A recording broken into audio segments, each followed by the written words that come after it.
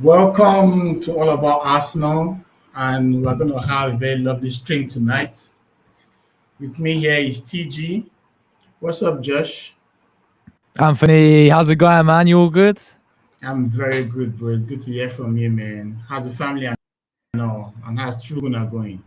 Very good, man. Very well. And it's good to be back with you on the podcast, my friend. And yeah, thanks for having me back on today. I know we're going to look ahead to Arsenal keep winning as well, man. Keeping clean sheets after clean sheet. And it's been a great start to the season, bro. You know, I know we're in November. But yeah, the channel's going really well as well, man. Thank you. I'm very close to 20,000 subscribers. On the road 20K now. So thanks, man. It's great to be back with you today. Awesome.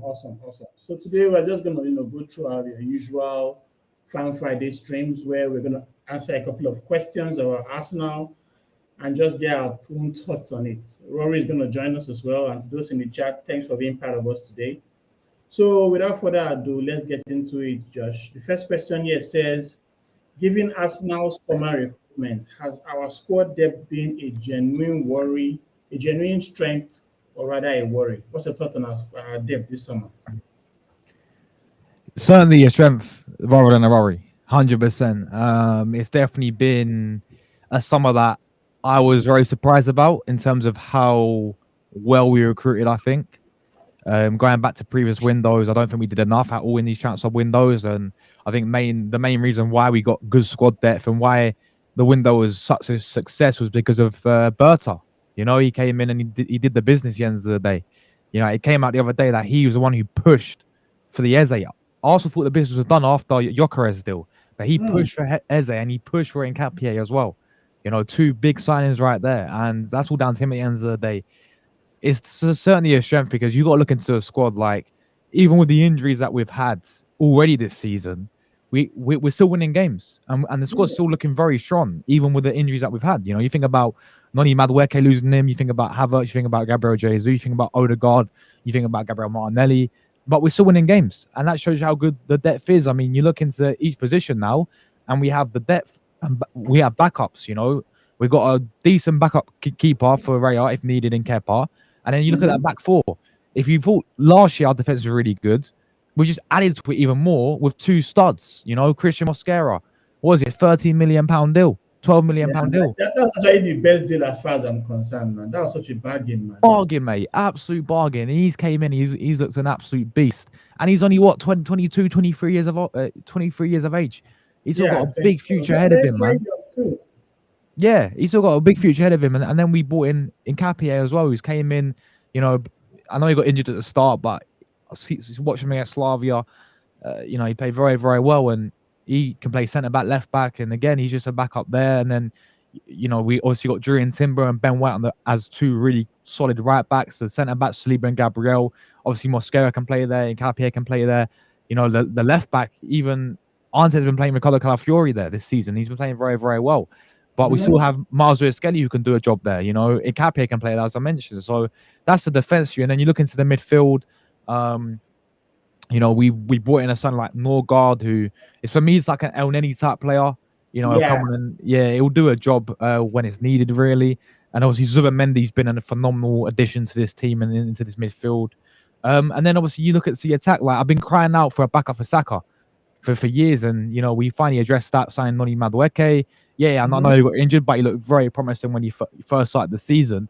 And then of course we got the big you know, striker in Vic Gyökeres. So I certainly think, like, the fact that we rotated, the depth is this good. Like, we against Brighton, we made 10 changes or something, like, or 9 changes, something crazy like that. 10 wholesale changes, man. 10 wholesale changes, Anthony, and we still won the game and kept a clean sheet. Clean sheet as well. This is definitely a genuine strength, man, 100%. Okay, so, but speaking of Nketiah, after watching a couple of performances he has played so far, do you miss Jacob Kivior? Honestly, I forgot about Kivior. Honestly. Bro, real talk, you know, because like Mosquera, for example, I think Mosquera is a huge upgrade on Kivior. And I know we're still early days and it's November. I get that, and but I saw Mosquera come off the bench against Liverpool at Anfield, man. Anfield, yeah. Fuck, mate, number one, we're playing at Anfield. We're playing against the current Premier League champions, right? William Saliba, one of our key players, have been subbed off. How hard do you think that was for this guy to come off the bench for his first Arsenal game? By the way, first like proper real, full 90 minutes. Yeah, pretty much, yeah. And this guy comes off the bench and he pulls our best player at Anfield, our best player, and he's carried that on. All right, the only game he had a bit question was the Newcastle game. Yeah. But apart from that, he's been phenomenal. So, and I did like Kivio for me. Towards the end of that last season, he was playing very well. Like I remember the Crystal Palace game last year, the 2-2 draw. Mm-hmm. He was probably our man of the match in that one, and he was really performing like in the big one against Real Madrid. And when we was quite right when we had to play him there, he did his job. To be fair, he didn't put it for it wrong, but quite clearly we have a younger, a more like overall as a defender, like Mosquera, what he brings to this team in terms of on the ball, for example, right? He's like another Saliba, how composed he is on the ball. Mm-hmm. He suits the way I want to play out from the back really well. And he's quick as well, Mosquera, man. He's got the pace behind him as well, to be fair. Yeah. So, and in Capia as well, and I know it's early days with this guy, but I think this guy could be, one that is another upgrade as well on Kivio. So it just shows you, man, we went in two defenders who not, I didn't really know a lot about Mosquera from Valencia, Mm-hmm. And in Capia, I heard his name at Leverkusen, but again, we just thinking, squad depth. Yeah. But they came in and they've been absolutely superb, I think, especially Mosquera. Yeah, and I'm so happy about it because they have allowed, even when Saliba got injured against Liverpool, because of the way Mosquera played so well, we could actually allow Saliba heal well. Like right now, we're not in any rush to bring players back like before. Like if you remember when Odegaard got injured last season, I'm not sure he was fully fit when we brought him back into the sphere, and you can see how he struggled. But now we are so confident to allow these guys heal very well. And after the international break, we're now saying, okay, all the guys are going to come back. But it's not as if they were missed because we're still winning games, we're still keeping clean sheets and doing what is required of us. So I'm happy about that. So let's go to the next question. It says, has the integration of younger academy products been more successful this season to you? I feel one thing I criticized the manager a lot for last season is not rotating enough and not giving the younger players enough of a go, especially players like Ethan Nwaneri, in my opinion. I feel like he's rotated the squad completely this season. Like you think about the Brighton game where nobody expected him to play someone like Harriman and Use. Yes. Nobody said that he was going to play. Nobody expected that. We all thought Marino up front again if he had to rotate the striker. And he decided to give him the opportunity, man. Obviously Max Salmons came in, 15 years of age, played him through pre-season, started him against Brighton. Like one thing for me that, again, I look at Arteta and do you know what? It's not really helped because he's not been... I don't think he's been playing that well personally, but I'm a massive fan of Ethan Nwaneri. And one thing I've been crying out for is to see this guy play more, get more minutes and play more often, because last season he was getting 5 minutes off the bench in every single game effectively towards the end of the last season, if you remember. Yeah. Like Palace, the PSG game, the Bournemouth game, is every 5 minutes he'll get 10 minutes minimal to try and make, and he can't do a lot. And he's playing very well last season, Nwaneri, at the start of it. If you remember when Saka got injured, he played on the right wing. On the right wing, and he had a lot of games actually. Bro, he was cooking. He was cooking, man. So give me 2 seconds. Sure.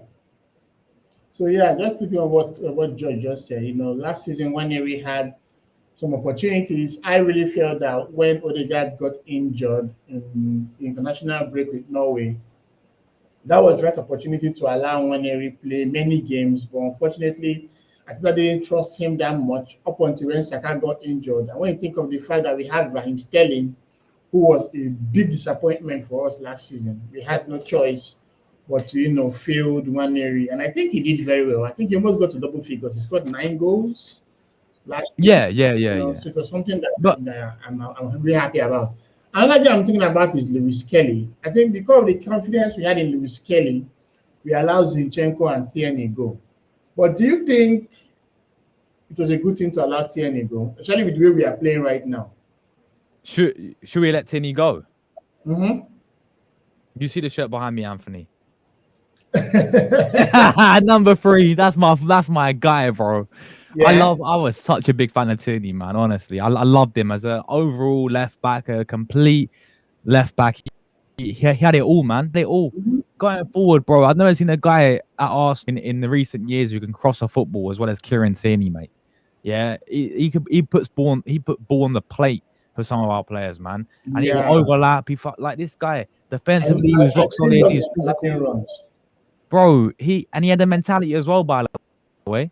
He had that winning mentality, and everyone was saying one day we'll see him as future Arsenal captain a few years ago. Yes, and yeah, that was what we're thinking about at some point. But I think that was not fair with him because yes, I know we're trying to do the whole inverting thing. Inverting, yeah. Yeah, but you could have given him a different style. I think you still had Zinchenko and still kept him. Exactly. Because in that overlap, Tierney was fire for us, man. He's bro, he was he was insane. Like honestly, yeah, and you are exactly right. It's the reason why Arteta didn't keep him towards the end, of course, because you don't suit like the whole inverting side of things and all that. You know, and that for me was quite frustrating because yeah, you are right, bro. He was on his day, right? And people talk about the injuries. He actually had a factually better injury record than Zinchenko. Zinchenko missed more games than Kieran Tierney did. You know, so it's not like yeah, he did have his fair share of injuries. I'm not denying that. But people acting like he's a flipping another Tomiyasu and he missed every single game. He didn't. Yeah. You know what I'm trying to say? He actually had consistent run of games for us at some point. Especially that season when we were trying to, qualify for the Champions League, we just missed out on 5th place. He was an ever present in the squad. Oh yeah. Even when he got injured, that we had they're having problems in the Europa League where we had to play Xhaka as a left back. Ah, yeah. I remember the days of playing Xhaka at left back. Jesus Christ, it's crazy. Yeah, like I would have kept Tierney just even as a squad player this season, man. You know, I'm not saying maybe starting left back, but at least having him off the bench because, he would give even towards his last sort of end to his last season at Arsenal. You know, he would he'd give everything, man. Even if off the bench, bro. Yeah, you know, he'll come on and give something different. Even if you play him as a left winger, even if it was the mess, he still gave his all in the team, even if he knew he was about to leave. So I really felt sad for him, man. Yeah. So, but thinking of Max Dowman, do you think we need to be very careful with him in terms of managing the expectations around him? Because obviously he's quite good, no doubt. And we can see the hype, we can see the ability as well. But there's that potential. Like I remember when we had David Bentley or Nicholas Bentner, players that, they are quite good. You can see how good they are. But if they don't put their head on their shoulders, they could turn to something else. Can Max Dowman fit into that category, or do you think he's a level-headed player? I think he's a level-headed player, man. I think he has the mentality in terms of to be that humble. Do you know what I'm trying to say? He's not got any ego, which is good. You know, he sort of puts his head down. He does his thing. And it's got him to this position. He's 15 years old, people. You know, he broke Champions League history, mate. The youngest ever Champions League player to ever play in Champions League. Right? This kid's something special. But I think we have to, certainly manage him in a certain way because you got to think about his age. You got to think about him physically as well. You know, his body as well. Like he's flipping. You can't just introduce the guy straight into Premier League football straight away. You know, because it is insane. Like the level up compared to his youth academy days to even just like first team, football is, but especially in the Premier League. Yeah, it's quite physical. It's gonna be very physical for him, and I think he's experienced that already, even against Slavia Prague. You know, he came on for 5-10 minutes. They went on it. They targeted him on purpose because they knew he was 15. I reckon, and you saw every single tackle they was at him the whole time. He's getting kicked left, right, and center, and we see it with Saka at times as well. You know, not only that, when he was much younger. Yeah, where he's always getting kicked as well, and there's about 3 players on him, and it's the same for Max Dowman. So, like there's not really that protection there, is there? In some of these games, to be fair to you, but yeah, it's certainly not getting over the top with it as well. Like we know he is going to be a very special player. We know already he's a special player, and we know he's already made an impact. And I'm completely fine having him on the bench. And if we need to, 10, 15 minutes to go, why not bring off the bench, man? You know, Yeah, give him allow that the boy cook, man. give him that Yeah, I 15 agree. minutes off the bench, and we've seen it in a few games where he came on in preseason. He won that penalty. I think was it against Leeds. He won that penalty Yeah, as and well. Villarreal as well in preseason. Villarreal, And even Newcastle too. he's an exciting player, man. He's that player that's unpredictable as well. Not many Hmm. teams expect this 15-year-old kid. They're like, Yeah. oh, hold on, now we've got to be careful because he can give something different. He's a type Hmm. of player that excites you. Like he gets you off the edge of your seat when you watch him. It's like every time he gets the ball, he's gonna make something happen. He's not like these Yeah. winners who, for me, some of these winners now they're quite robotic. They're quite systematic. They're like Hmm. sort of they'll beat their man and put a cross in, or they're just pass it back, or it's all about just sort of like tactical now. But Yeah, Dan was but like, he has that flair, the flair of yeah, he's hope. got that flair, man. Like he'll do one, two, three players. Beat his man. He don't care, and that's what I love about him. He's so confident when he gets the ball. When he gets the Mhm. ball, he'll go on runs and he'll try and make stuff happen. So yeah, certainly we got to be careful of him because he's still very very young. But at the Yeah. same time, let's be brave at the same time. Let's take some risks at the same time, maybe. Mhm. And I don't think it's taking a risk, but if he's on the bench, why not play him off? If it's towards the end of the game. Otherwise, if you have him on the bench, what's the point of having him on the bench? You might as well make him keep playing youth academy.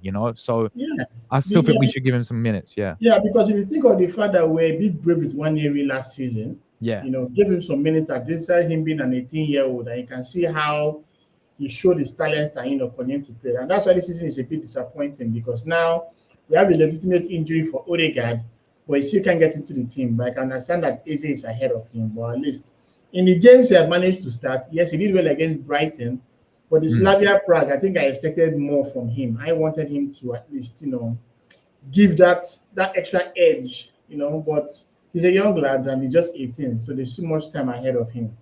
And I think of Luis Kelly, that game against Atletico Madrid, that run, like I enjoy the confidence that he shows. What's your take on MLS? Oh, Lewis Skelly, bro, he's top class, absolutely top class, man. And I kind of feel for him in a sense this season because Arteta has really gone with and he's really persisted with Ricardo Calafiori playing left back. Mm-hmm. He's now the starting left back for Arsenal quite clearly. Yeah, He's played week in week out in the Premier League, and we've only seen Lewis Skelly play a handful of games, but yeah, we know cup, yeah, how quality this Lewis Skelly is, man. Like maybe there's still an option in the future where we see him actually playing his natural position in the midfield because let's not forget he was a midfielder, in yeah, the yeah. in the True. academy. And you think about you mentioned that game there, he has the attributes, bro, to be a midfielder. You know, I mean, look at that run like he made against Atleti. Incredible, That's man, incredible. amazing. They couldn't That's handle him, incredible. mate.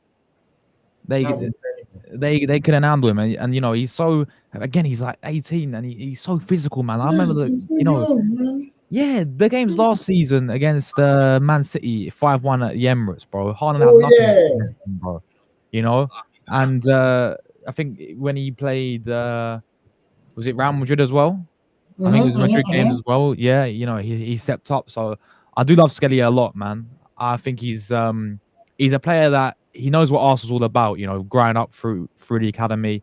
He Mm-hmm. knows what it means to be an Arsenal player, and he fights for the badge. In even if he's not playing off the bench, he'll come on and he'll do his job now. And I think he's gonna know that as well. He's gonna know that. Hold on a minute, now I've got a bit of competition now at left back with Ricardo Yeah. Calafiori and Lewis Skelly. So far this season, he's played very very well in every single game. Mm-hmm. Yeah, But even if it's just 20 minutes he gets, you can see that he's really ready to put his all for it and all he's that. he puts his all into it, and that's exactly all he can do. And then wait his opportunity sort of thing because Arteta's using Calafiori as a left back, and I understand it to an extent because I feel like this was the decision when we bought Calafiori in the first place. You Mm-hmm. know, before the only reason why Skelly came in was because obviously The injury. the injury to Calafiori, right? Yeah. So, and Skelly played that well that he remains into the team. But this season, I think the plan was always to play Ricardo Calafiori playing at left back, and he can bring, especially going forward as well. I feel like Arteta loves that, Yeah. inverting and him going forward and him pushing up the pitch, Mm-hmm. because he's quite good at doing that. So, yeah, Lewis needs to keep his head down and keep doing his thing, man. But he's certainly, still 18 as well. It's crazy. So yeah, I'm a big Yeah, fan of him as well, I bro. agree with you, bro. So let's go to the next question. It says, Does Arsenal now have the mentality to win games when they are not in their best? And what comes to mind is the Fulham game, the Newcastle game. There are a couple of games where we didn't really play at the level you'd expect from us, but we're able to grind out victory. So even the Crystal Palace game we just played, they actually pressed us a lot, and we got that victory. So I'm thinking that right now the mentality has changed. So in your own opinion, what do you think has brought us to this level where we are sometimes don't play as well as good as enough, but we should get the victories? I feel like there's been signs of that mentality within the team in previous seasons, but the big question mark around this is when it really matters, when the pressure is really on, when it comes to the end of the season. When Yeah. you comes to April, May time, there's always something that happens. Whether it's like, I don't know, last season I know we've too many injuries and all that, but in previous years, obviously it was the games 8-point clear league, and we lost we drew with Southampton and lost to Man City Yeah, West 4-1. Ham, Liverpool, West Ham. yeah. The year after that was the Aston Villa game that springs to mind, that 2-0 at the Emirates. So Yeah. that's when it's going to really show the mentality is, and that's a big thing. Do we have that when it's crunch time? Hold on a minute, now we're getting to the end of the season. Now it's all about, now we're about to win something.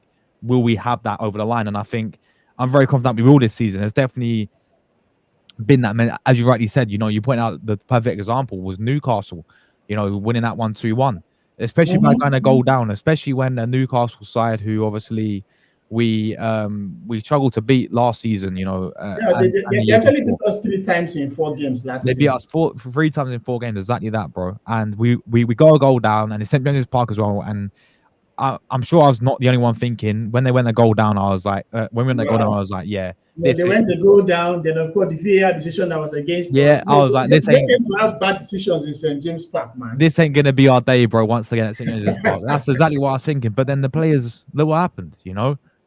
We not only got the equaliser, but we went on to win the whole entire game, people, and we got a Yeah. very big 3 points. And the same for the Fulham as well. Fulham last year, Fulham have always been a side that have sort of been a hit and miss side for Arsenal. Like they can always upset us. And they did last season, and we done them 1-0. It went Yeah. pretty, but this is exactly what you said. It's a mentality to get over the line. It's a mentality to win these types of games because West Ham as well. We beat them 2-0 at the Emirates. Last season we lost to them at the Emirates, people. I think West Ham were the strangest. It's not as if like when you look at the Fulham, when you look at the Newcastle, you can say, okay, these are away grounds, and Premier League away grounds are usually very hard to play. Yeah. But West Ham at the Emirates, for some reason, we don't even draw. We always lose there. And I'm always asking myself how. I remember the last one when we lost 2-0, where we had 30 attempts, 30 shots. But for some reason, none entered into the goal, and they just had like 3 or 4 shots, and we scored 2. So it was really it's something that was playing in my head. When they had Graham Potter, I was looking forward to playing them because we were going to win. But when Espirito Santo joined them, I'm like, okay, are we going to have another low block kryptonite where these guys are just nicking a goal or 2 or something? But it was totally different, and I think I'm really happy about that. The only game I feel that maybe we should have done better when we did not do was Liverpool. Can you give me your thoughts on that Liverpool game? The one this season. Yeah. Yeah. At Anfield. Gutted.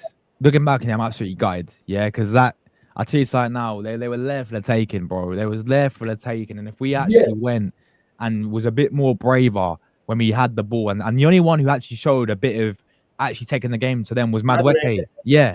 The only one, bro. He was getting the ball, he's cooking up Kirkes, yeah. He's trying to make stuff happen every single time. Yeah, but the rest of the team wasn't.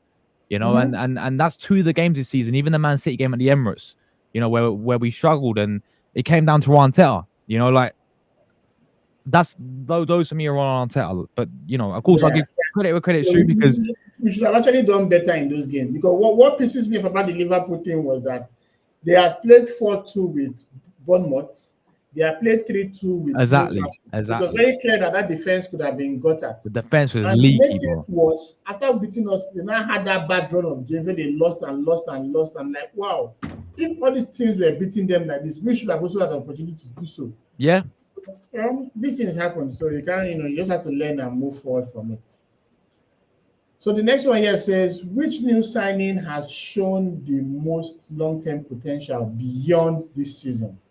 So to answer this, I would like you to go through each signing tell me your thoughts about them and the potential beyond this season. So the potential going forward for them at Yes. Arsenal. Okay, we'll start with Kepa.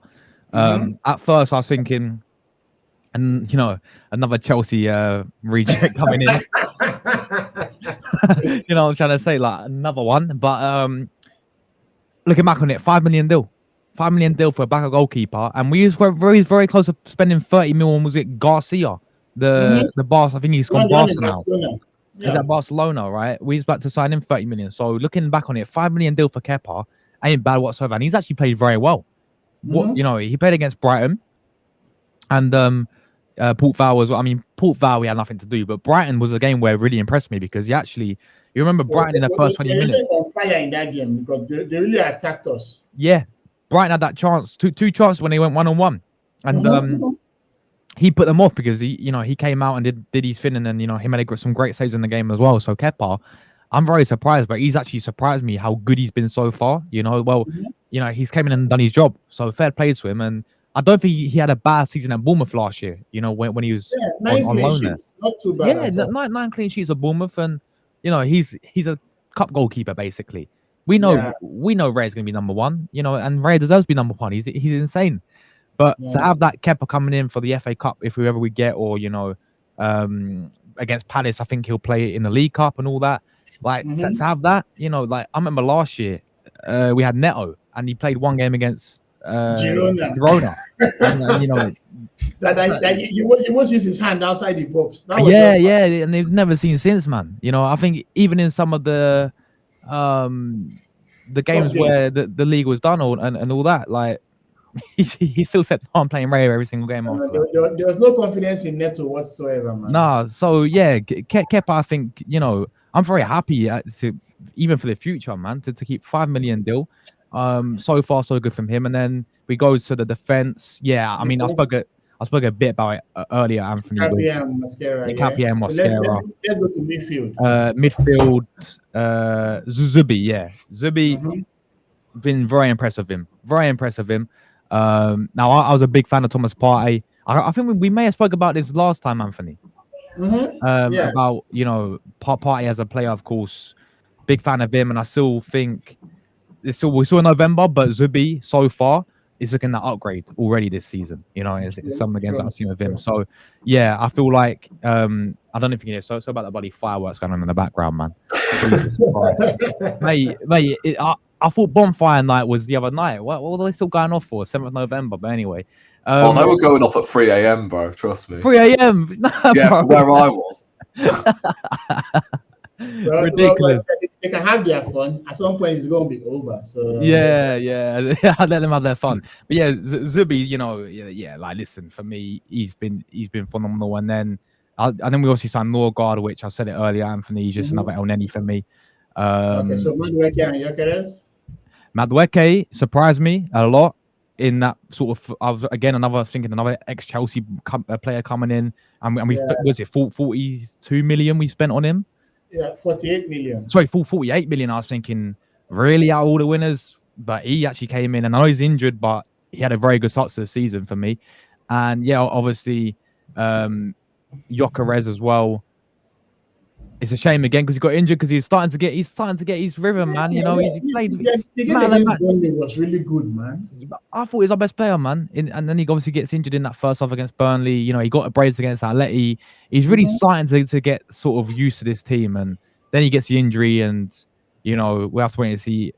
Hopefully, he'll be back after the international break and for the Scum game, and then obviously Bayern Munich as well. But yeah, I feel like which signing has shown the most long-term potential beyond this season? I'd probably have to go with. I have to say, yeah, I mean, you got him right there. Maybe even Zubimendi or Mosquera for me. In terms of for the future. Yeah. Yeah, one of those two. Awesome. Hey, Rory, welcome, man. So we have been cooking before you came. So we're going to give you some spice, So we're probably going to start with the next question here before we go to TG. Will Arsenal's investment result in silverware, or is it too early for us to judge? I think I've gotten your thoughts around this in the last stream we had. You are in the it's too early gang, yeah? Yeah. Well, from our investment in the summer, we really should be winning silverware. Like, let's be honest, we've got a striker that scored 97 goals in 2 seasons. We've got that replacement for Thomas Partey. We've got Eze coming in, and we've got all these, attacking reinforcements, which we, of course, didn't have last season. Like, we had no game changes to a point where we had to play defenders in attack, which was absolutely mad because I'm not going to lie, Marino up front, Tierney at left wing, and Sterling. Oh my God! That was not on my bingo card for 2025, especially in the Champions League. So, listen, we should be definitely, like, even if it's a Carabao Cup, like, we should be winning.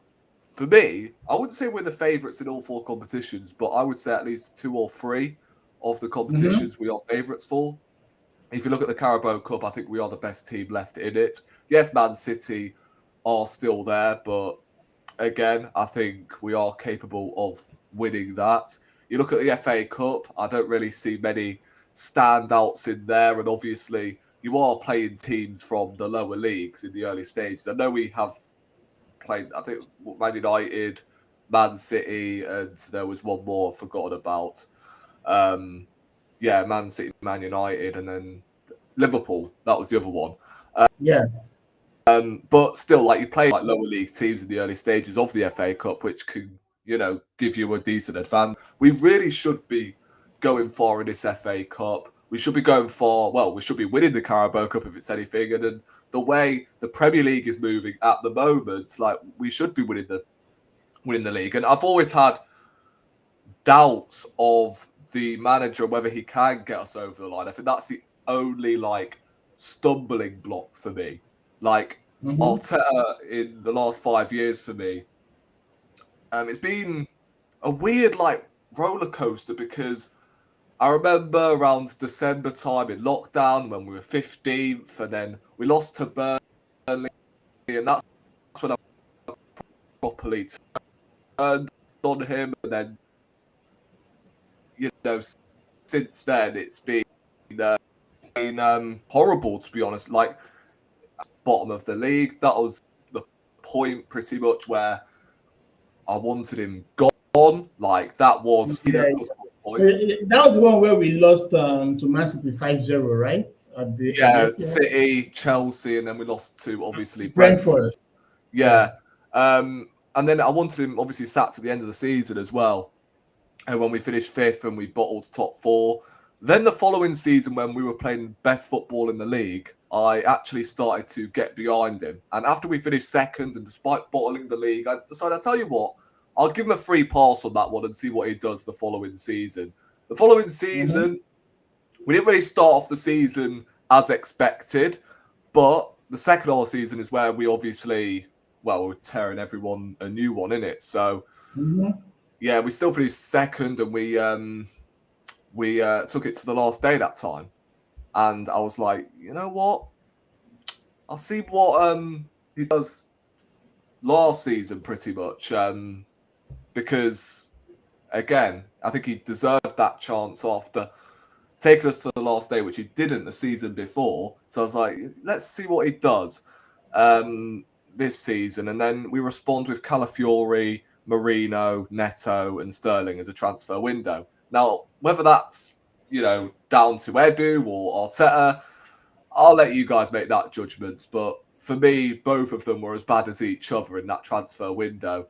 And then after, I would say, what game was it? It may have been,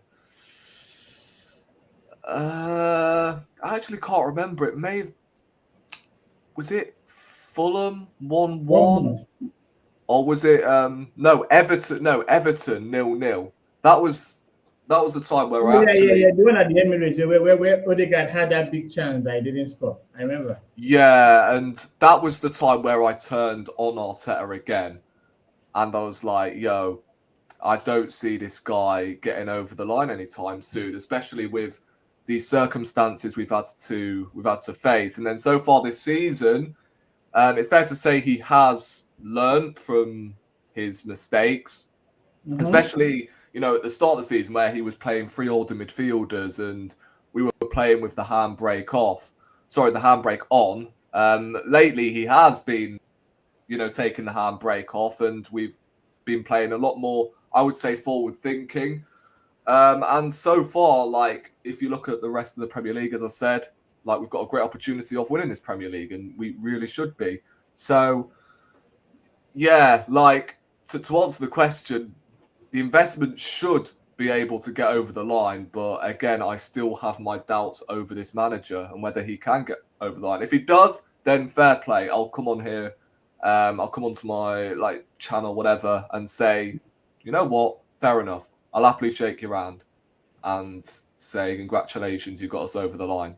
After what has been 5 years and he spent £1 billion, I get that. But if you get over the line, no one's going to pay attention how many years it's taken, how much money he spent as well. So, like, again, I wouldn't really care if he does get over the line this season and how much he has spent. Like, that is the be all and end all at the end of the day, you know, getting over the line. So, yeah, we really should be winning trophies, like, with this team. Even before, like, the recent results, like, we should be at least winning a trophy with this current team, even before the transfer window.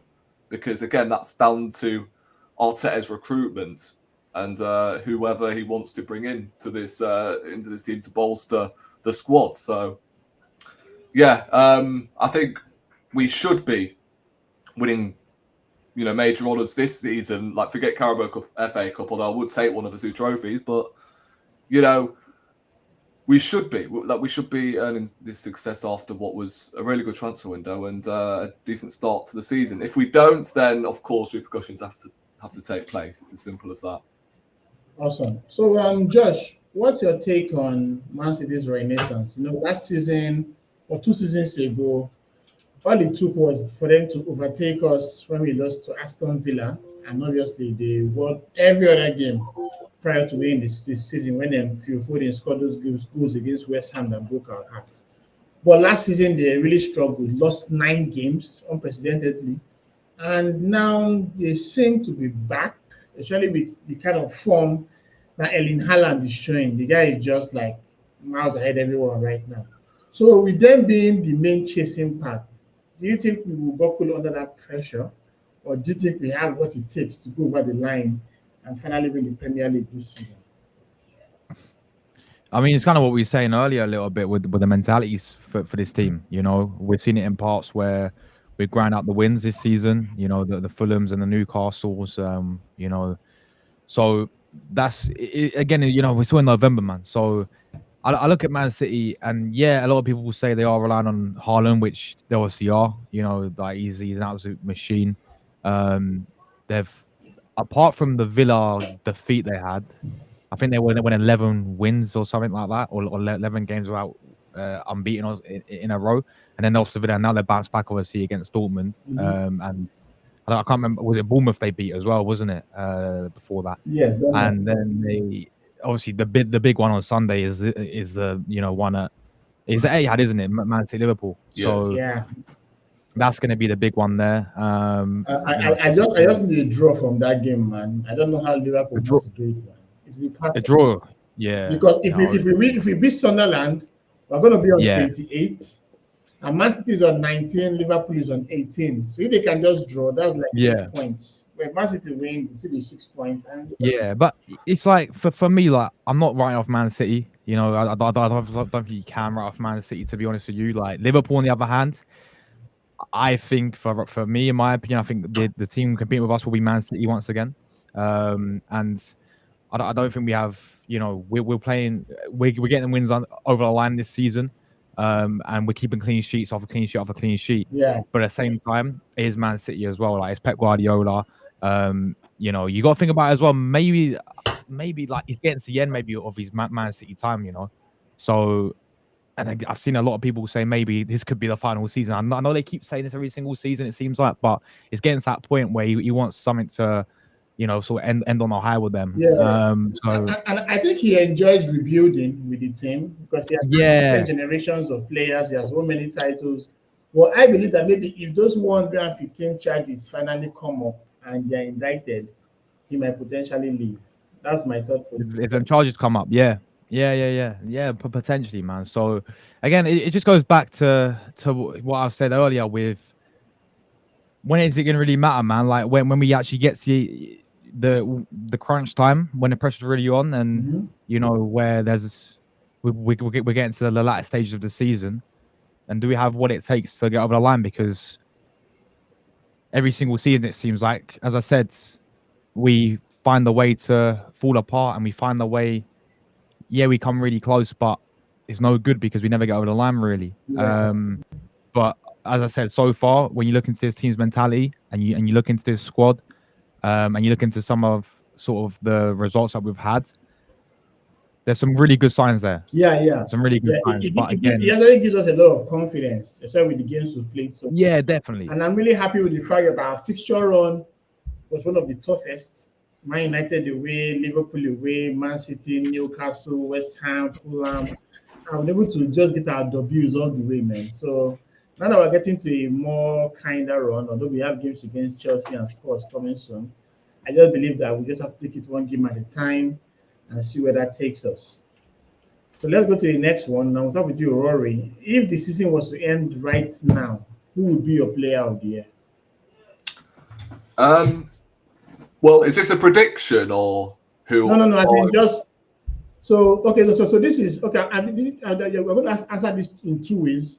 We'll start with the question itself. We talks about when the season ends, who will be the player of the year. Then I'm also adding a second one to say if the season ends right now, who will be your player of the year?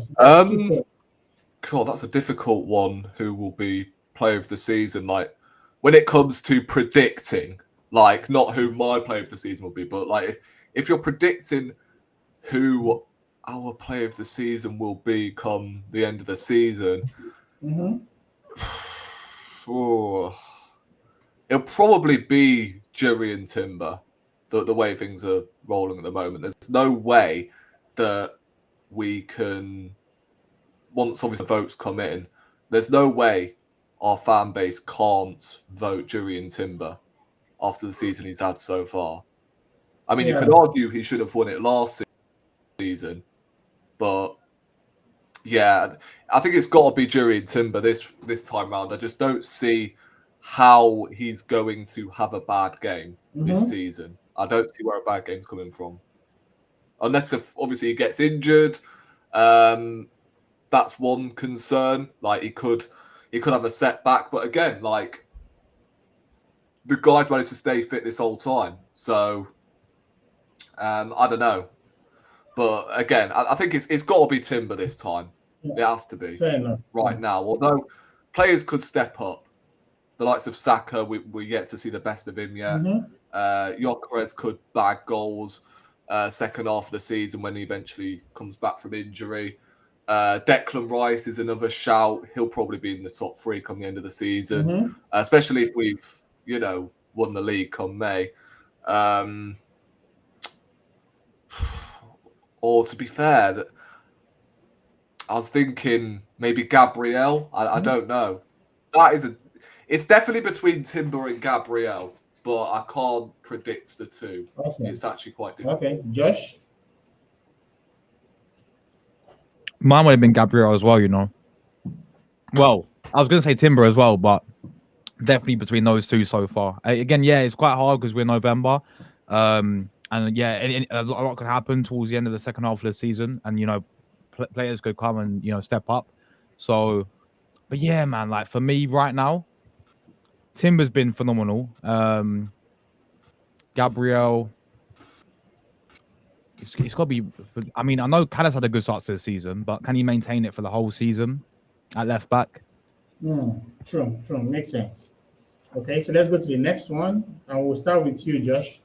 He says, if you had to pick one weakness to fix right now, who would it be? That's tactically or personnel? From the games you have watched so far, has there been any weakness we've shown that have been visible to you? And what is that weakness you've seen so far? And if obviously at the start of the season, it was all about the approach to some of these games. You think about the Liverpool game at Anfield, where people talk about the handbrake and all that. Oh, let the handbrake off Arteta. You know, like that.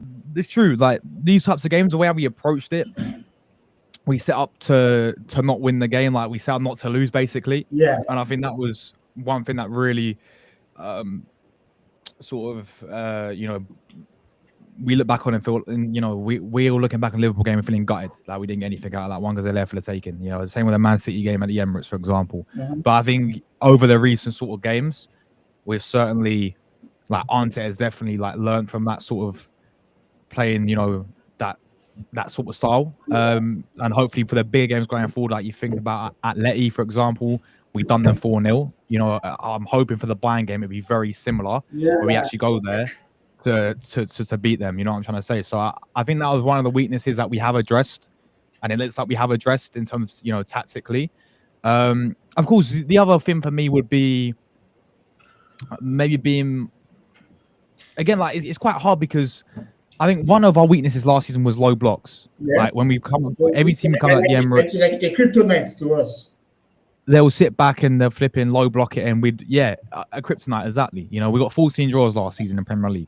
Yeah, low teams they found the way, but this season, sort of, we found the way in terms of the set pieces. I think in these types of games, that got us at a sort of, find that moment of brilliance, or if it is a set piece, to go and win that game, basically. So that it still kind of concerns me a little bit, like playing against these low block teams, but as we're so good at set pieces, like we can always find a way there.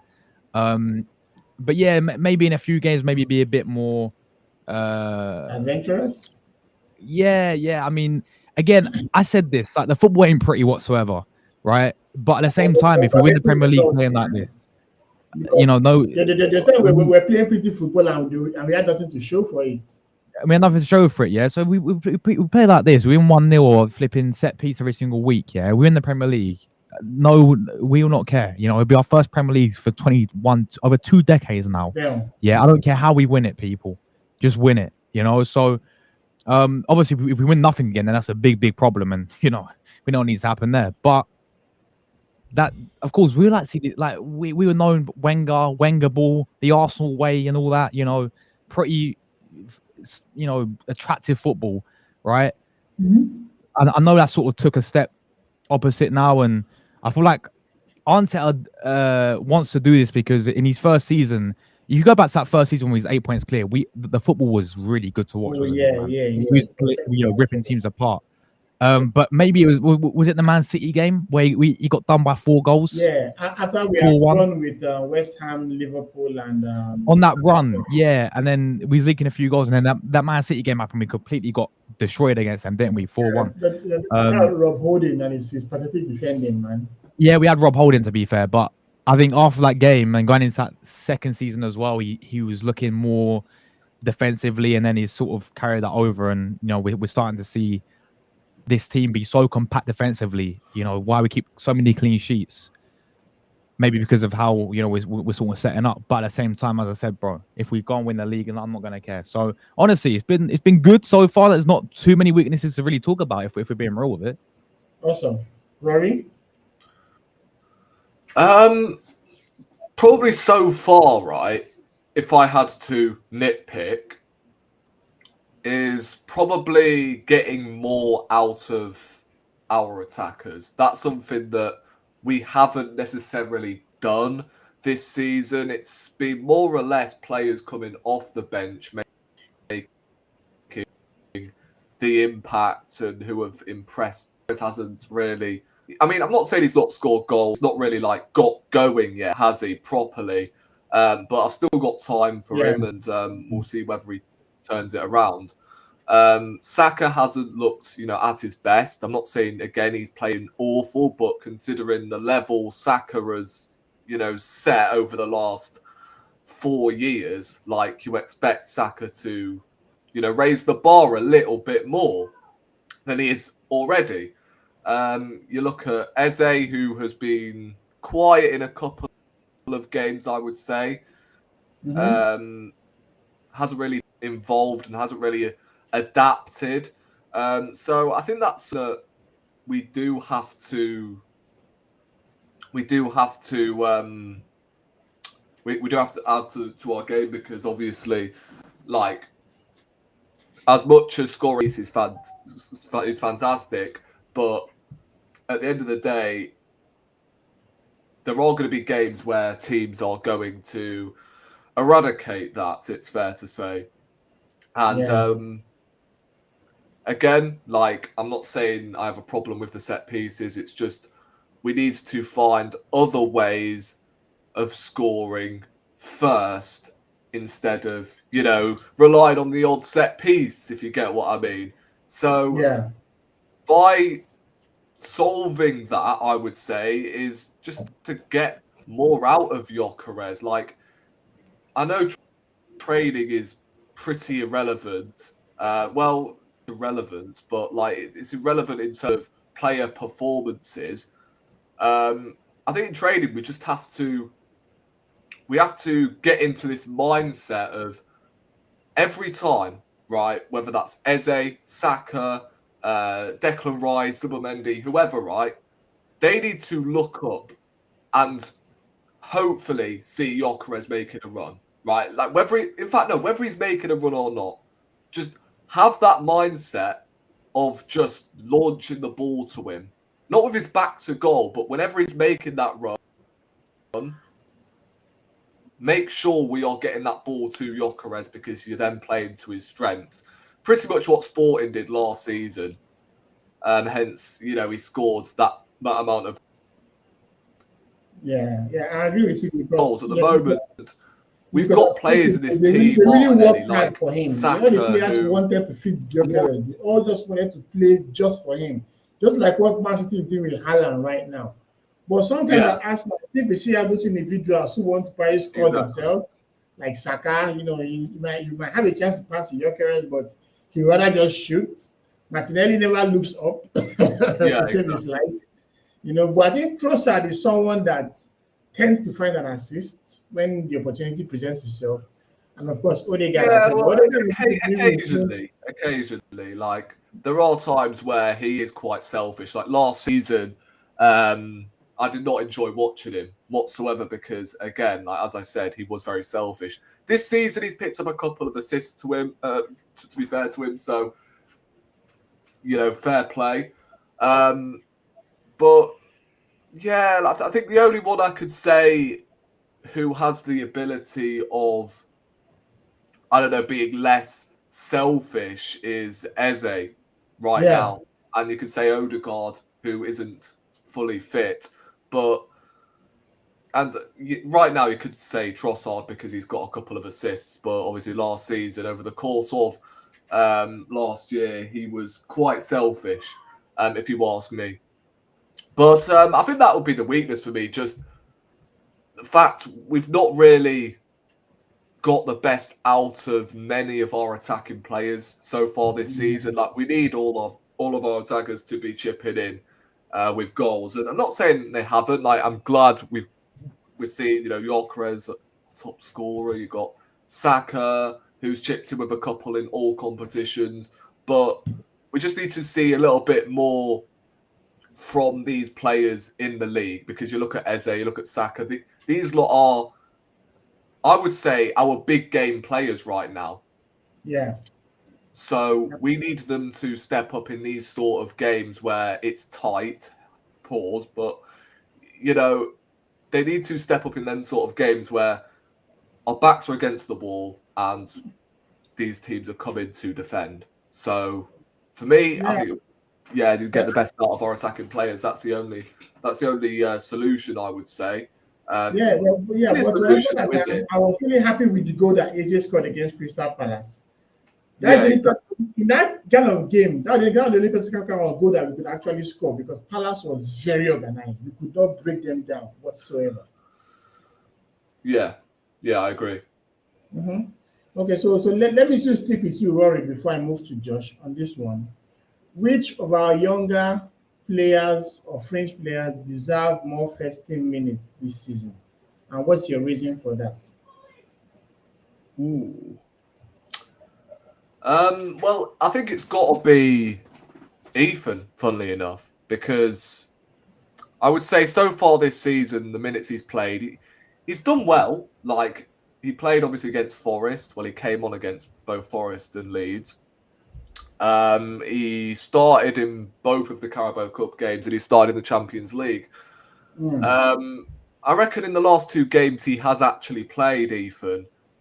I know he scored against Brighton, but I don't know. I feel like the lack of minutes has really got to him. I still see Waneri as a right winger. I don't really see him as a midfielder right now. Because, oh, really? Yeah, like his best assets are, I would say, dribbling. I would say his final ball is really good as well. And he can strike a ball as well. Like, we're forgetting that. He has a very, very good strike on him. Yeah. I mean, he's a right winger, basically. I don't look at Waneri with that much charisma. You get what I'm saying? Like, that's what you require from a number 10. Contains dribbling down the byline, you know, getting a good crossing, and then final ball's technically the same thing, but, you know, having end product. And I look at Ethan in the midfield, and he's not terrible there. Obviously, when he first burst onto the scene in that number 10 role, he was excellent. But I think his best performances last season were from the right-hand side.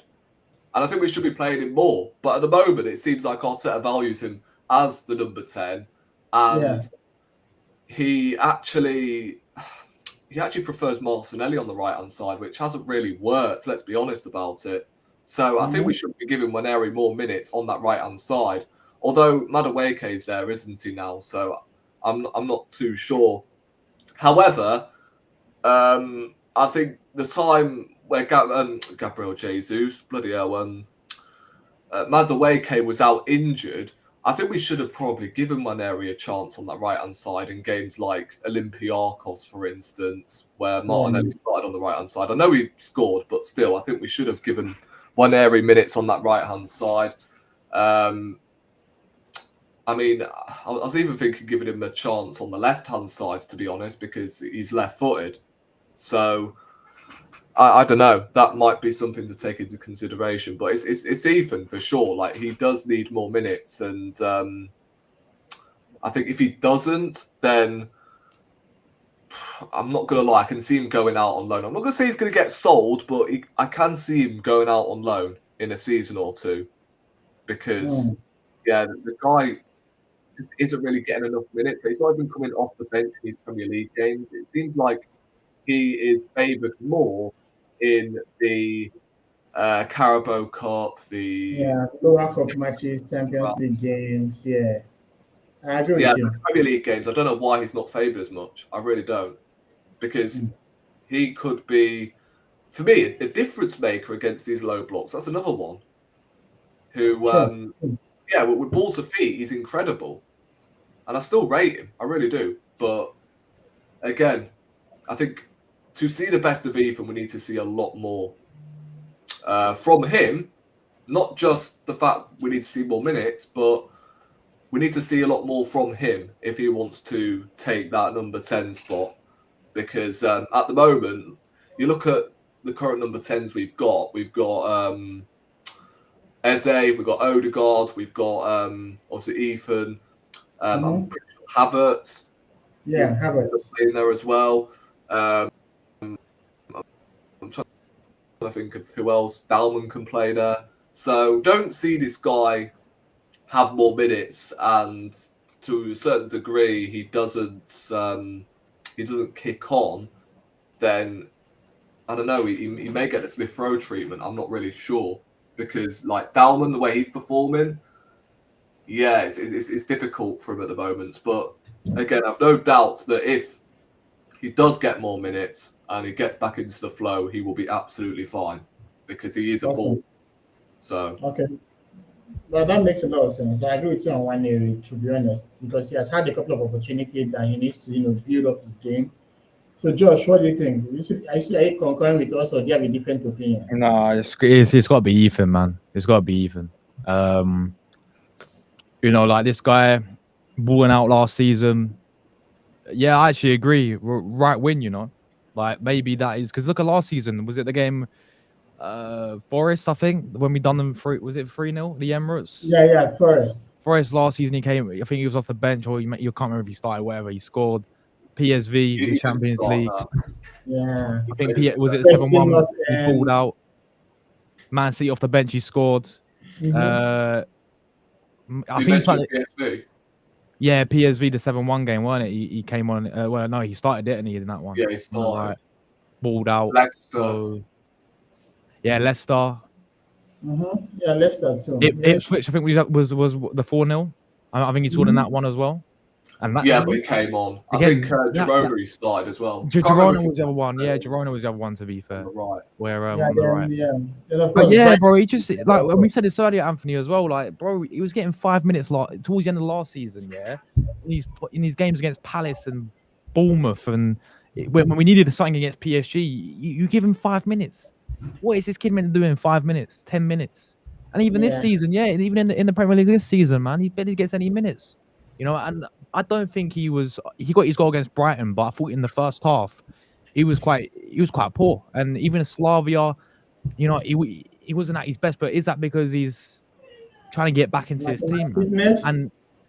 And playing in the number 10 in terms of like where he didn't last season? Last season he was more out on the right hand side, obviously. And let's not forget, like, he should have been introduced more when we had the injuries to Odegaard. It was only when Saka went down, we had no one else there. Yeah, he finally gave him the opportunity. So yeah, it's a shame, man, because this kid's so talented, man. He is so talented. I really hope he does get, as season goes on, he gets more opportunities and gets more minutes, and even just for some of these other games in the Premier League, man, like give him the start. Instead of off the bench, I'd actually start him, bro. To be fair, so he's the only one I look at in terms of minutes he needs to get. So and just to feed into that, are there any players you think that might probably lead you to lack of opportunities? Oh, in January window. This one may be outside the box, to be fair. This is a tough one. Yeah. I mean, the only one I'm thinking of. I think right now, with where the squad is looking, I don't think anyone might want to leave. No, yeah, that's what I'm saying. I'm honestly struggling. But if I had to choose one, and this may sound like it may sound wild, but if anyone had to leave mid-season, it would probably be Ben White. That's the only one I'm genuinely place to Timber, yeah. Not what about Jesus? Yeah, Jesus, to be fair. So Jesus, he might want to stay to make up for lost time and probably leave in the summer. Why not January? Because then again, anything going for him in January will be scared. You know, he's not fully fit. Gabriel Jesus isn't like currently in this. Like, are we talking currently in this squad? Because the current squad. Oh, okay. Because I was thinking, right, I was going to say Gabriel Jesus, but he's been injured for like 10 months. Yeah. So like he's not really been in the matchday squad for like months. Yeah, so maybe like January, February, true. Yeah. No one comes to mind, yeah? I agree. I'm as stunned as you as well. So maybe let's go to the next question. It says, do you think our defense is more organized or just benefiting from a slower start from opponents? I think we've been very organized. I don't think this is something that has been in the works for many years. You know, Arteta started very, as you rightly mentioned, Josh, I started in 2023, we're very flamboyant, but now we started trying to become more serious in terms of contending for the title. We became a bit more pragmatic, and as you know now, 16 games played, 3 clean sheets. That 13 games you have not considered. That's very insane. And that has to do with organization. You see how the players rush back even in the 90th minute of games, you know, because everyone wants to work hard for each other to preserve that clean sheet. That's why I was very, very scared when Burnley had that free kick, that almost entered. Okay, just about to leave. Any closing remarks before I continue cooking with Rory? Yeah, big up for having me on at Anthony, man, every single time. I really enjoyed it. So I've got to go. I would love to stay, but yeah, I appreciate you having me on, man. And big game tomorrow, of course, and hopefully we can keep winning against Sunderland. We've got Sunderland tomorrow, so hopefully we get the job done, get another 3 points, another clean sheet, hopefully, and then yeah, go into international break, bro, with another win on our high, and then hopefully the injuries will be back as well, and we can really kick on from the for the rest of the season, man. Okay, and what about TG? What are the plans for the week? Match reactions? Yeah, I've got 2 watch-alongs tomorrow. I'm doing the Arsenal women against Chelsea. That's a massive game. That's at midday, and then I've got obviously our game, the men's against Sunderland. That'll be, obviously, yeah, that'll be about 4:30. I'll start that, and then Sunday I might do the big Man City Liverpool game, and then yeah, that'll be that for the weekends, and then international break, isn't it? So awesome. Thank you so much, TG. Guys, don't forget to follow TG, True Gooner, an amazing guy. Take care of yourself, bro. Take care, guys. See you later. Awesome. Yo, Rory. So we got to cook, man, for the rest of the game. Would you trust Arteta to manage player loads well across cups, the league, and Europe this season? Well, to be fair, right, so far this season, despite the injuries, I think Arteta's actually managed his squad quite well, if I'm being honest. And this is something that I've actually been critical of Arteta over the years. Like, he's not really managed his squad that well, and you could argue that is based on the fact he chose to have a smaller squad than anyone else in the league.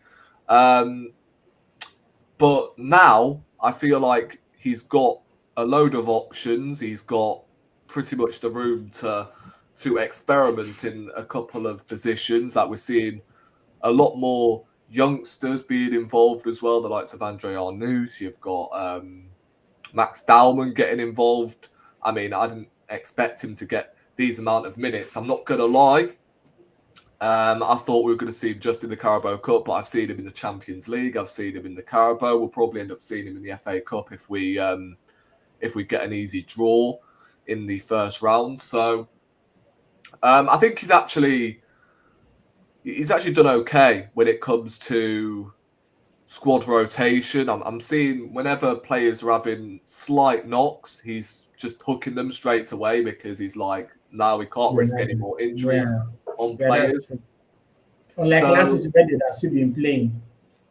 Yeah. So I think he's done well in that aspect. It's just, what happens if we lose another 2 attackers? That's my question mark. Because if we end up losing 2 or 3 attackers, right, after losing the amount of attackers we have already, like Madueke is still injured, Havertz, Gyökeres, Odegaard, these players, Martinelli, then we'll be back to starting who at left wing? Like, Trossard will have to start left wing, I'm presuming, but if he goes down, then like we have no competent left winger apart from, I guess, Eze could do a job over there. I don't know. But again, who do you play in the attacking midfield position if he doesn't trust Waneri? If he, he does trust Dalman, but in the Premier League, a little bit too soon for him to start playing 20 games, pretty much.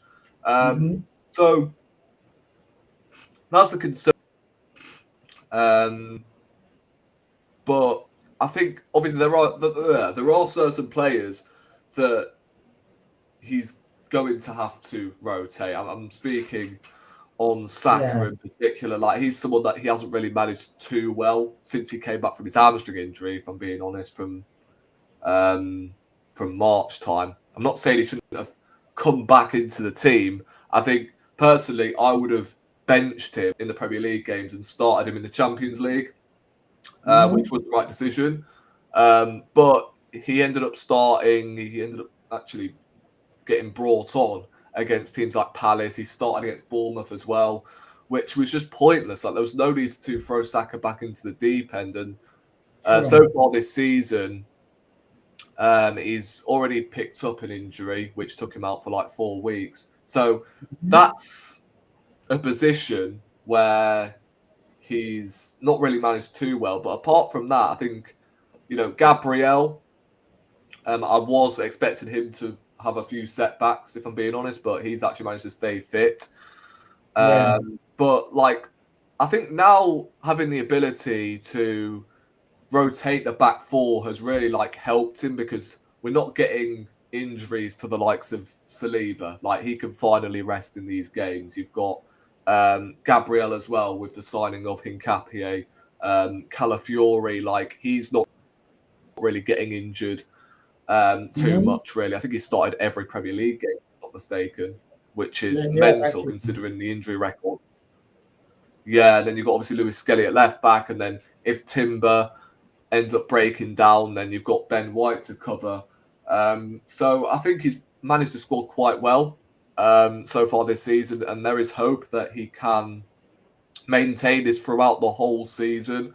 But it's just there's certain players, the likes of Gabriel and Bukayo Saka, where he's got to be extra careful because, again, they've had surgery. It's the same with the likes of Madueke as well. Players when, then players likes of Havertz, Madueke, Odegaard, these guys, when they come back from injury, he's got to then that's really manage them well. I agree with you, bro. I agree. Yeah, he's got to do it in the right way for me. So this one says, has Arsenal shown enough variation in how they attack, or are we predictable?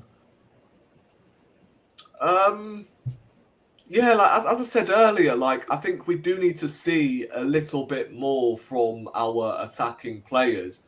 They're not playing awful, but it's just the way they're set out. It's almost like our wingers, the likes of Saka, Martinelli, or Trossard, whoever is starting on that right and left-hand side, they are encouraged to defend. And I think that is one of the main reasons why we're not seeing enough impetus in the final third, because, well, when I say final third, I mean open play in the final third, not from the set pieces. But yeah, I think that's probably one of the reasons why I would say the attack has been a little bit slow, a little bit laborious at times, because our wingers have had to do so much running, tracking back here and there. So I think with Saka, it's probably to do with the fact he's not 100% fit. Martinelli, he's obviously injured, so when he comes back, it's going to take him a couple more games to really get himself going again. Gyökeres, the same thing. So I think that's one of the reasons why we are picking up so many injuries in attack, because, again, our attackers are encouraged to defend. Why are we not picking up these injuries in defence? You get what I'm saying? So it's definitely a training method, or maybe an in-game method, I don't know. But I think that's one of the reasons why we are slow in attack, because whenever we are defending, and I don't have a problem with it, but whenever we are defending, our wingers are pegged back. You don't really see us scoring many goals from transition because of it.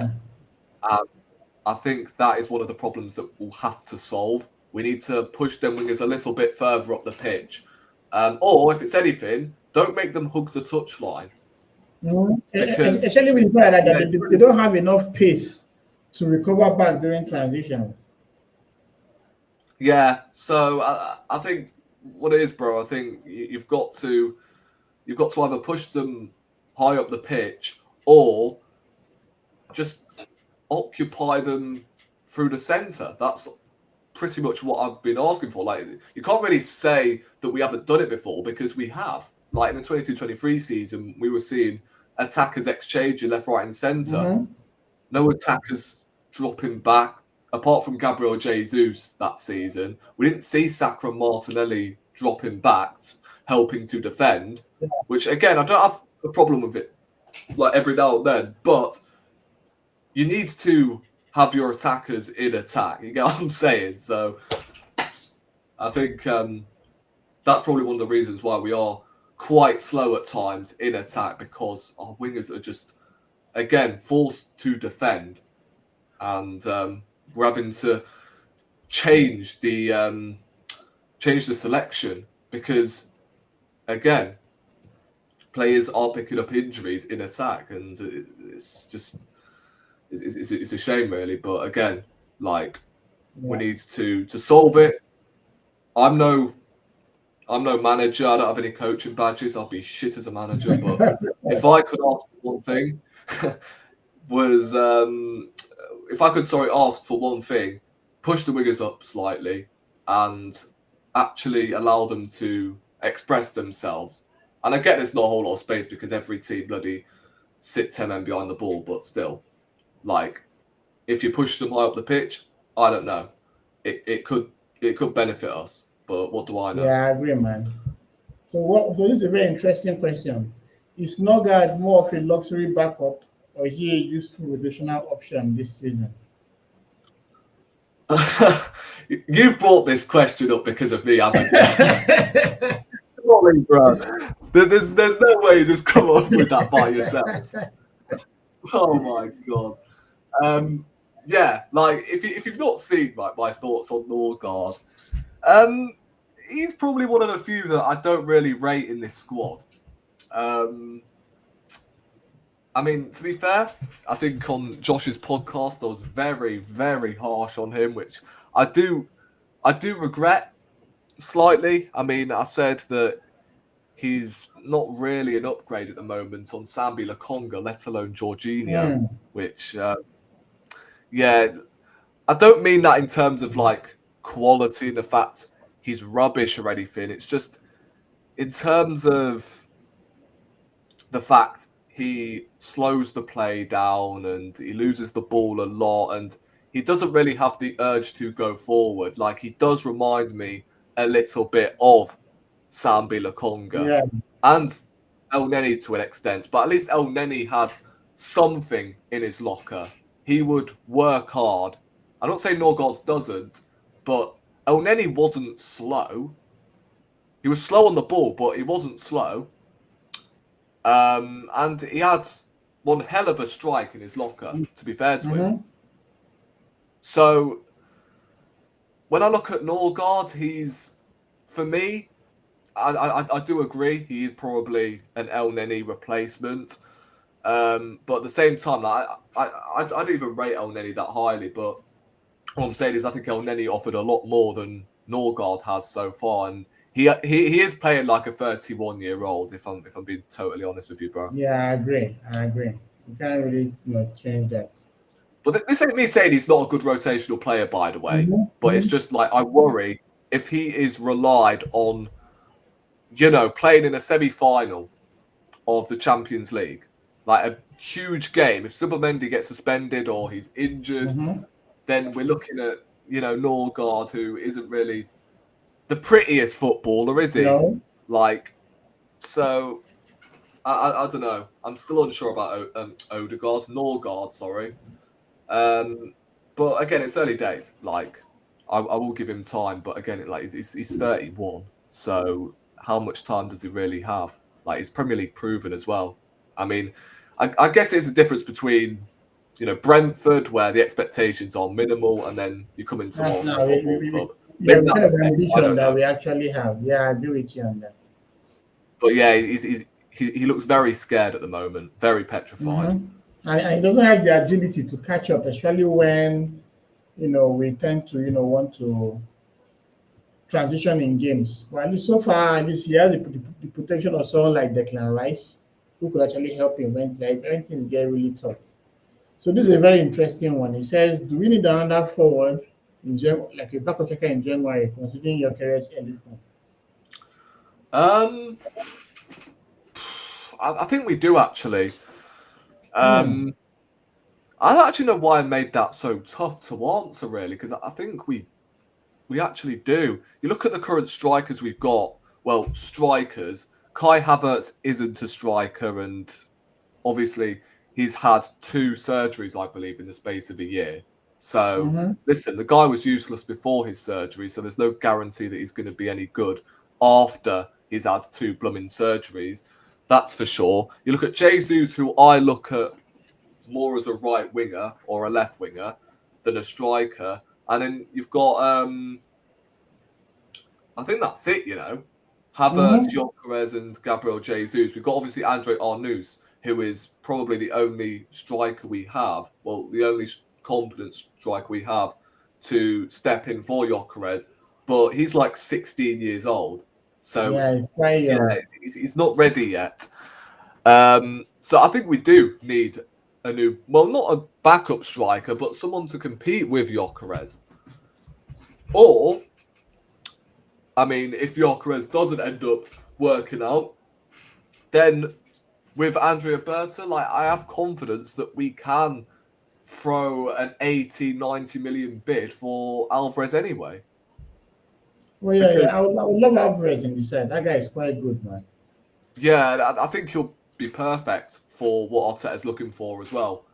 And he would bring obviously more goals than Gabriel Jesus, but he would be reminiscent to what happened with Jesus when he first came in his first 5 months at Arsenal. I think that could encourage Arteta to play the same way we did in that season. But again, I'm not willing to give up on Gyökeres yet, right? Come on, we are in November and he's injured. He's currently our top scorer with 6 goals. But if we had to look at a backup striker, there's not really many on the market that I'm willing to take. I mean, Endrick looks like he's going to Lyon. I would have taken him. Apart from that, no one else really. Who? I said no one else really. Oh right, okay. Yeah, I was gonna say Watkins, but again, I think his days are numbers. Yeah, I think the fact that he didn't leave this summer kind of really broke him, because his form this season has been terrible, man. His form has been terrible. Yeah. Who else comes to mind? I'm struggling here, to be honest, bro. Europe. Jimenez, AC Milan, Santiago Jimenez. I don't know. Does he even get in their team? Does he start? Yeah, well. I wish Josh was there, still, but. Yeah. He would probably know. But I agree.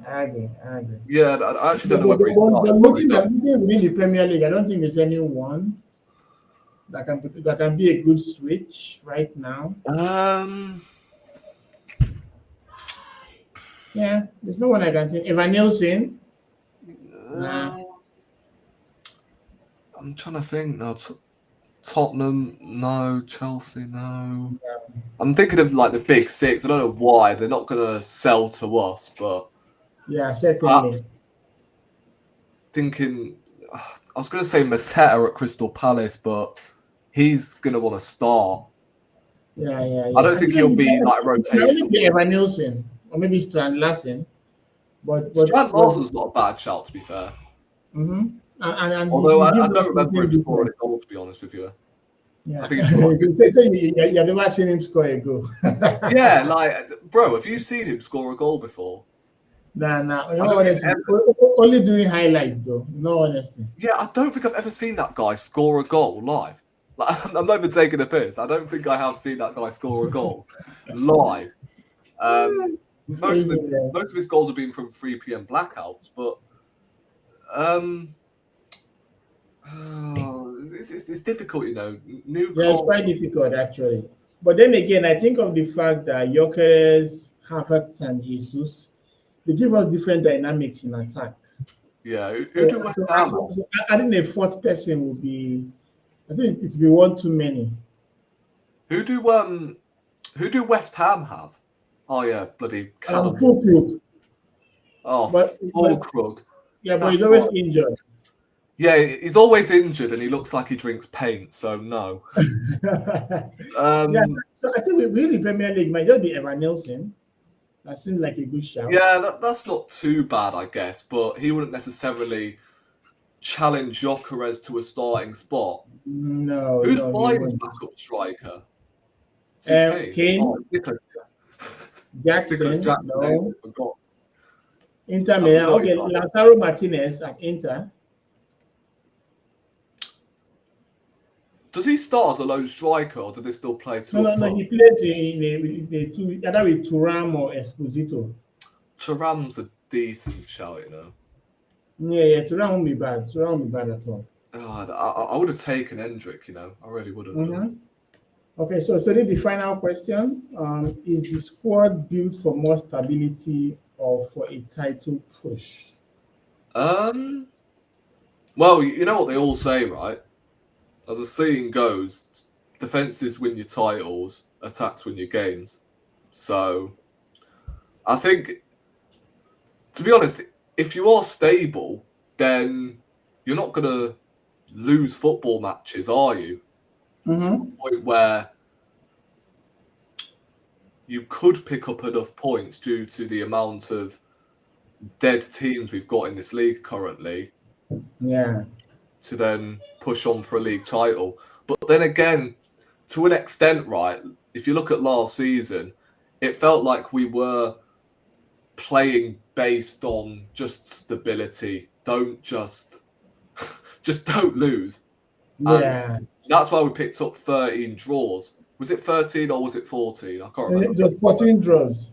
Yeah, so 14 draws we had last season, only because we were playing with the handbrake on and we were scared to lose. And we've done that in a couple of games so far this season. I'll say Liverpool and Man City were the games where we had the handbrake on. And I think that was a sign of Arteta's stubbornness, and it sort of reminded us that, hold on a minute, like, is this guy really the guy to get us over the line? Is it like, does he really want this league title, or does he just not want to lose? I think in recent games he's sort of changed my mind a little bit. Not in terms of like whether I want him as manager or not, because I still do want him sacked, right? Well, sacked. Yeah, I still want him sacked, but I would say leaning towards Arteta in than I am Arteta out right now. And knowing Arsenal, right, they'll just now I've said that, we'll end up bloody throwing it away at the end of the season, and I'll be back to leaning towards Arteta out than Arteta in. Like, it's just every bloody season. It's so boring. I really want to be wrong with this manager. I think so far he has again proved me wrong in that aspect of actually playing with the handbrake on. Sorry, not on. What am I on about? With the handbrake off. Sorry. Yeah. And again, we are looking a little bit more fluid, as well as, you know, scoring from set pieces, to score goals from open play. Like, if we were just relying on set pieces this whole season and then we were getting draws, then, you know, fair enough. Like, that is, I would say, stability that he's eager for, instead of going for the league title. Whereas I think we're playing a lot more on the front foot. We're starting games a lot better than we have done at the start of the season. And basically all it takes is a set piece to open the floodgates up, to be honest with you. And even so, like, when we are 1-0 up, teams are just petrified of losing 2-0 because they know if they come out, then they'll get battered. So they're going to be like, you know, damage limitation. Let's just keep it solid. Let's not bring a goal difference here, because again, like, if we come out to play against Arsenal, then we know we're going to get battered. So I think right now, I would say our team is built for the title push, because if you think about it, we're not conceding goals. We are scoring from set pieces, and we're starting to score goals from open play. Like against Slavia Prague, I know it was a penalty, but we scored pretty much all of our goals from open play. Yeah, again, apart from the penalty, but we didn't score from a corner, is what I was trying to say. So we have the capability of scoring goals from open play, and we scored, obviously. I forgot who we played last week. Oh, God. Burnley. It's been a long... Burnley. Of course it was bloody... Yeah, so we scored, obviously, once from open play in that game. And then scored another set piece. I think, yeah, right now I'd say our team is built for a title push. But if you would have asked me this question like September, then I would have said, nah, he just wants stability. He just doesn't want to lose right now, because at the moment, you can't say defending, not playing to win, and then relying on set pieces to bail you out is going for a title. But at the moment, I know we're not battering teams, right? 4 or 5 goals like we did 2 seasons ago, but we are suffocating pretty much every team we're up against. So, that's all I have to say about that one. Awesome.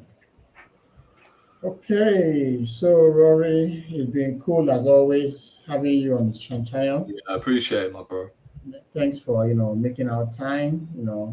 Tomorrow we have the game against Sunderland. Are you gonna do like a watch along, or are you gonna do a match reaction? What's your plan for?